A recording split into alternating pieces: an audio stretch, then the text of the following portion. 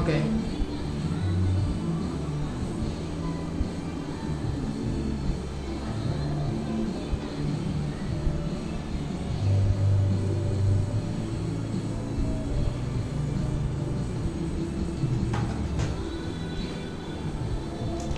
3, 2, 1, go.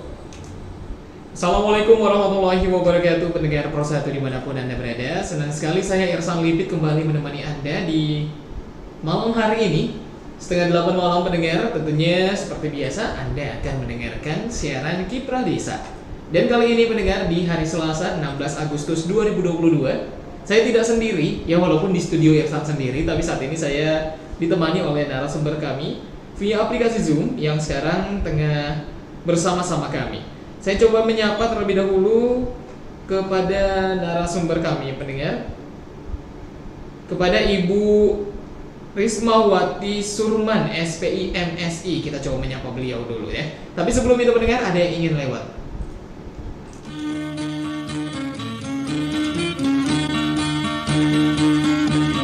Kiprah Desa Pro 1 RRI Makassar. Harapan kami agar pelaku utama budidaya di Paranglai khususnya bisa mengembangkan budidaya udang windu. Sebelumnya tahun 70-an ini mangrove habis ditebang oleh masyarakat. Ini adalah bibit yang telah menjalani proses pengujian dan ditandai dengan pemberian label mutu bibit.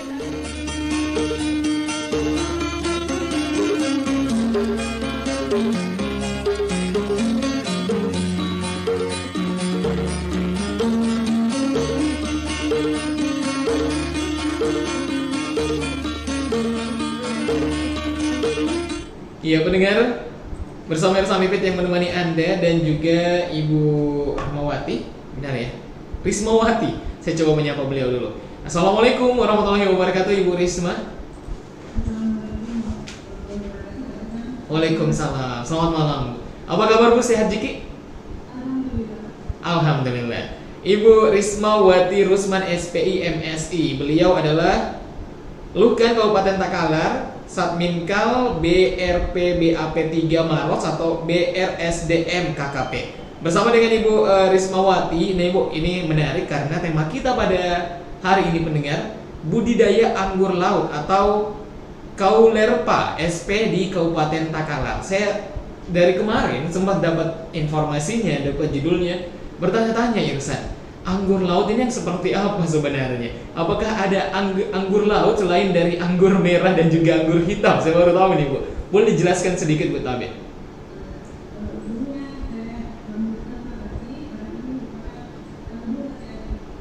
Iya. Betul.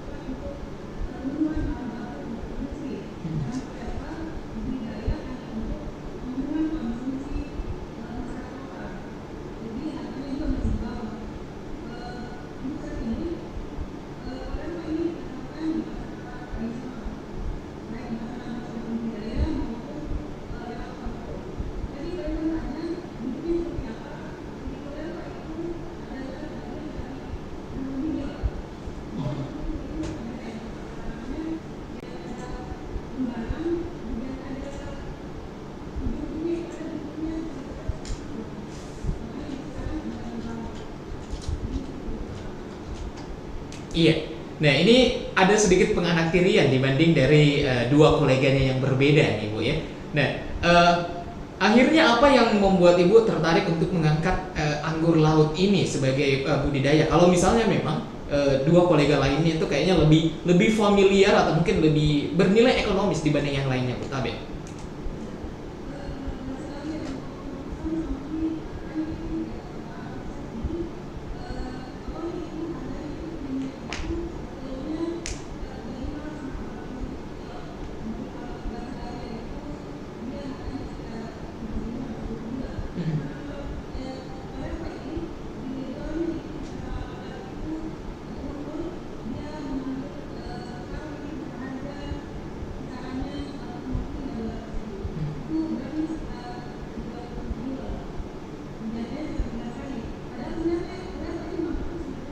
Iya.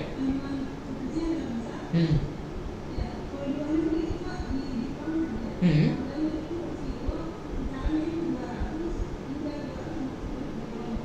Oke, jadi sebenarnya cukup berpotensi untuk bisa menjadi salah satu ladang perekonomian baru bagi masyarakat, terutama yang ada di Takalar, begitu Bu ya? Nah, bagaimana dengan manfaat-manfaatnya sendiri Bu dari Colerva ini sendiri?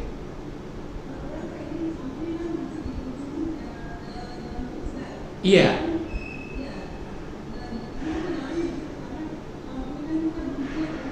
Mhm.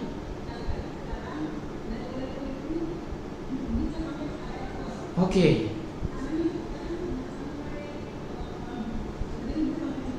Iya.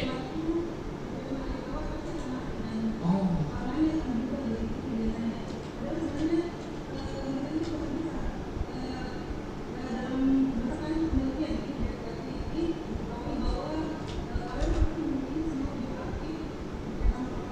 Mhm.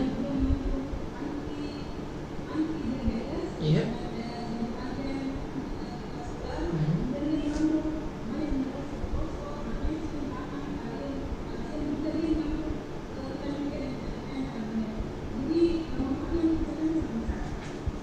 Wah, ternyata memiliki manfaat yang sangat besar itu, tapi masih kurang diketahui oleh masyarakat dan juga pihak-pihak terkait.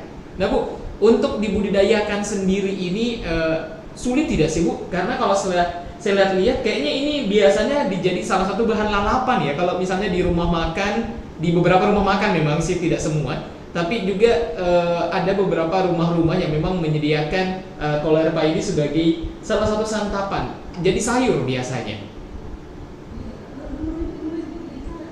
Oh begitu, wah itu sangat menarik. Nah, untuk pengolahannya nih Bu, ini apakah sudah ada ide tersendiri untuk pengolahan? Karena kan selama ini sudah dinyatakan tadi memang kebanyakan itu kita hanya menggunakan dimakan secara langsung, memang masih kesulitan. Bagaimana dengan timnya Ibu, mungkin sudah ada penelitian atau seperti apa untuk bisa mengolah Colerva ini sendiri?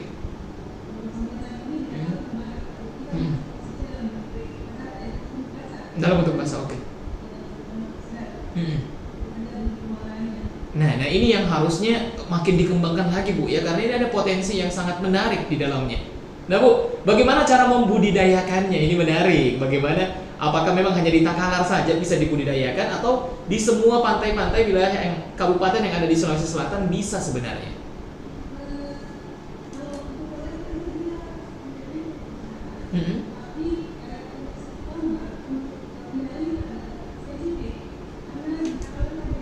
Iya. Oh.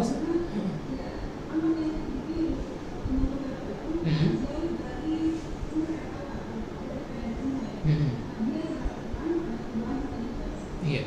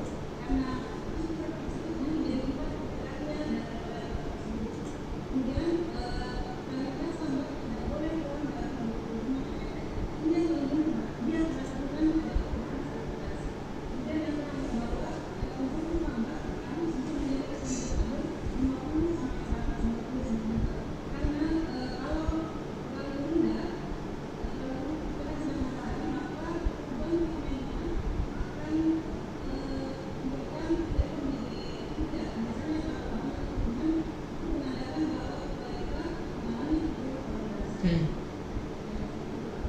Nah, jadi memang sebenarnya agak PR juga ya untuk bisa mengembangkan Kaulerpa ini sendiri.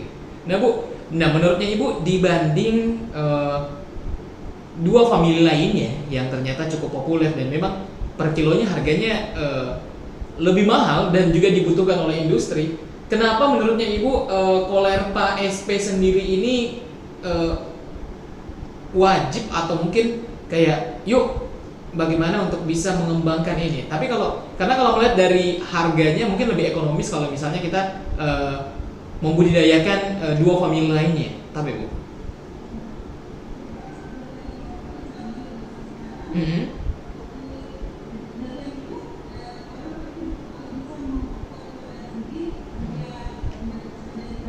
Iya.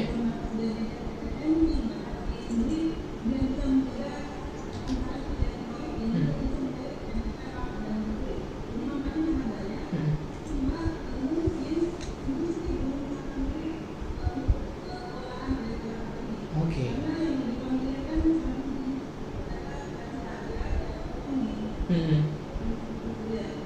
Glacilaria dan Cottoni itu rumput laut biasa ya, beda Bu?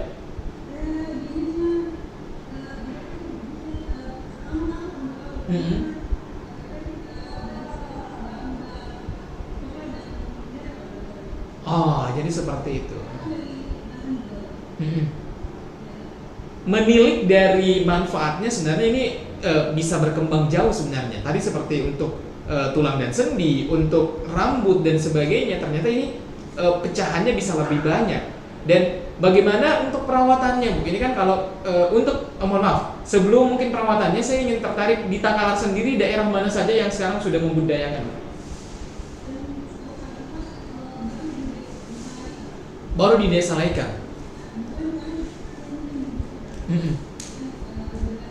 Iya. Iya. Bagaimana dengan pangsa pasarnya Bu nih? Apakah teman-teman yang ada di Takalar, terutama yang membudidayakan Kaulerpa ini sendiri, apakah permintaan cukup besar atau justru malah sebaliknya? Oke.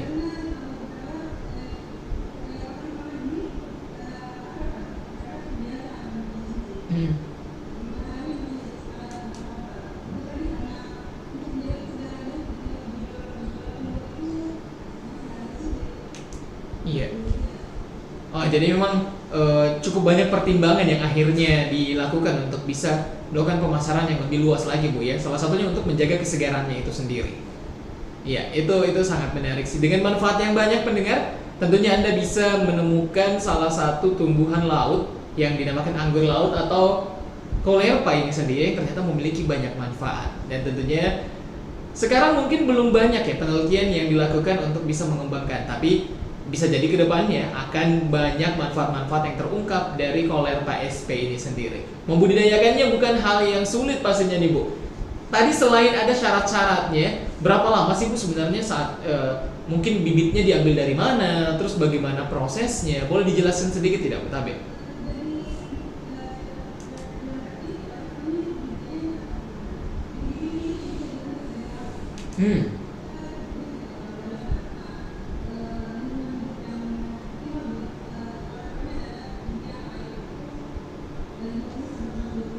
Iya.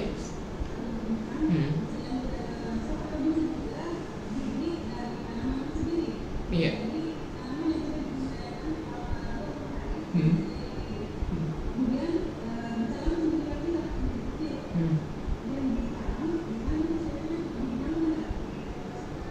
Iya.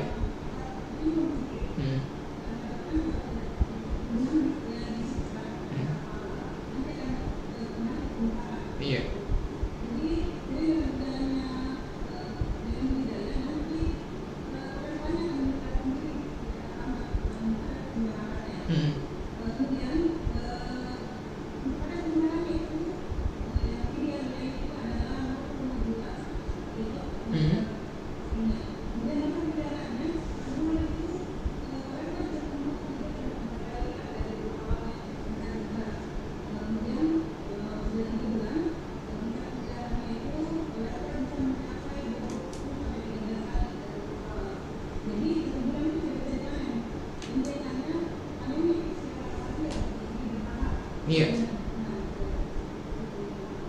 sangat menarik ternyata. Nah Bu, apakah badan riset sendiri, badan riset dari kelautan dan juga perikanan sudah melakukan kerjasama mungkin dengan pihak perguruan tinggi mungkin untuk bagaimana memacu penelitian tentang kolera PSP sendiri ini karena dari penjelasan Ibu sebenarnya ini sangat menarik.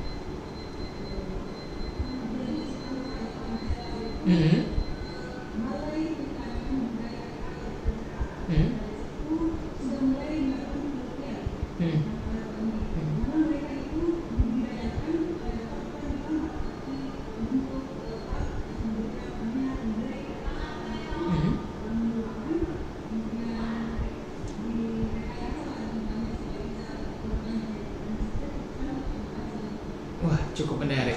Dan bisa jadi mungkin kedepannya akhirnya kolera Pak ini bisa menjadi tanaman belakang rumah dalam artian bagaimana direkayasa buat kolam untuk dibudidayakan. Berarti itu sangat mungkin Bu ya.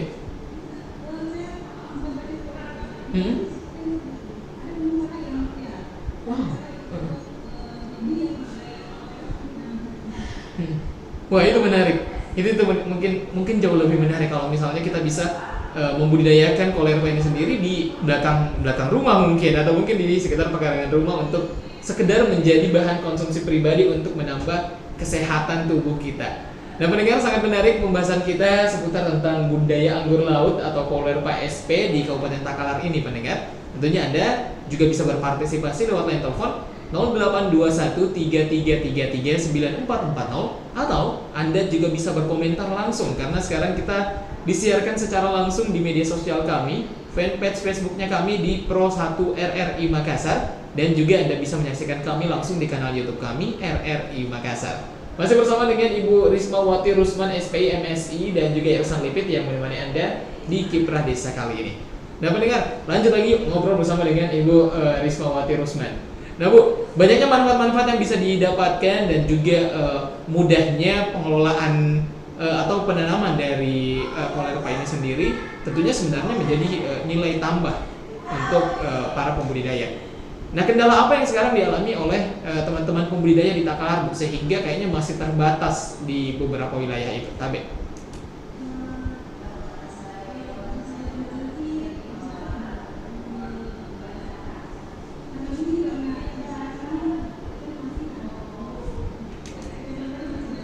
Iya.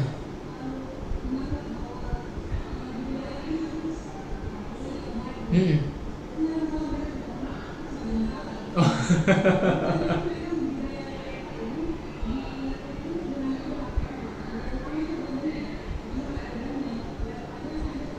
Iya. Oh, ternyata seperti itu. Jadi akhirnya kurangnya perhatian begitu Bu ya. Padahal sebenarnya sama-sama memiliki nilai ekonomis yang sangat menjanjikan sebenarnya. Nah Bu, ini kan tentunya masih dianaktirikan. Akhirnya apa yang dilakukan oleh Ibu nih untuk bisa mempopulerkan kolera ini sendiri?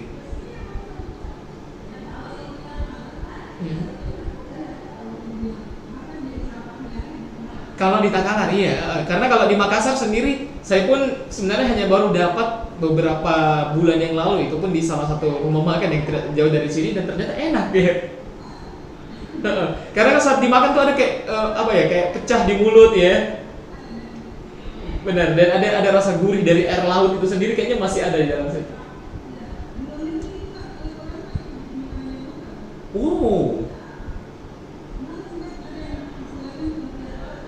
Kaviar laut, wah ini menarik.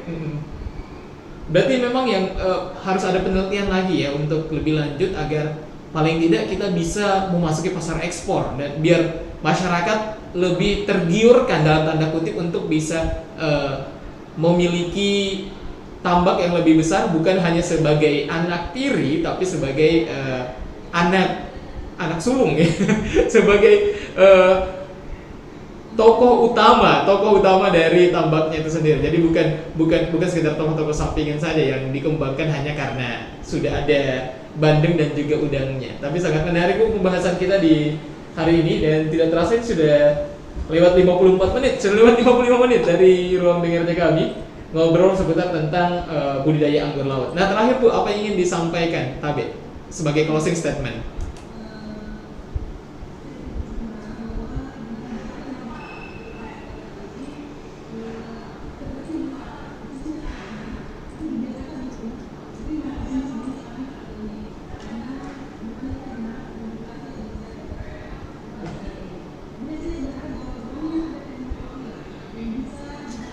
Kenapa? Agak pantau lebih suara apa tuh? Iya, cukup jelas sekali ya pendengar. Jadi buat Anda mungkin terutama di Kabupaten Takalar, jangan ragu untuk mengkonsumsi anggur laut atau koler Pak SP ini sendiri, karena ini sebenarnya memiliki manfaat yang sangat banyak dan ternyata ini sudah cukup populer di wilayah Anda Takalar. Bolehlah membagikan itu ke kabupaten yang ada di sekitar di Makassar biar sehatnya juga merata bersama kami semua. Terima kasih banyak Ibu Rismawati Rusman, SPI MSI atas informasinya dan juga ajarannya di hari ini. Semoga teman-teman pendengar yang mendengarkan kami dapat terpacu untuk bisa mengkonsumsi anggur laut yang dibudidayakan lokal dari Kabupaten Takalar ini yang ternyata memiliki banyak khasiat untuk kesehatan tubuh kita. Saya Irsan Lipit mewakili narasumber kami, Ibu Rismawati Rusman SPI MSI, pamit undur diri. Terima kasih Bu. Wassalamualaikum warahmatullahi wabarakatuh.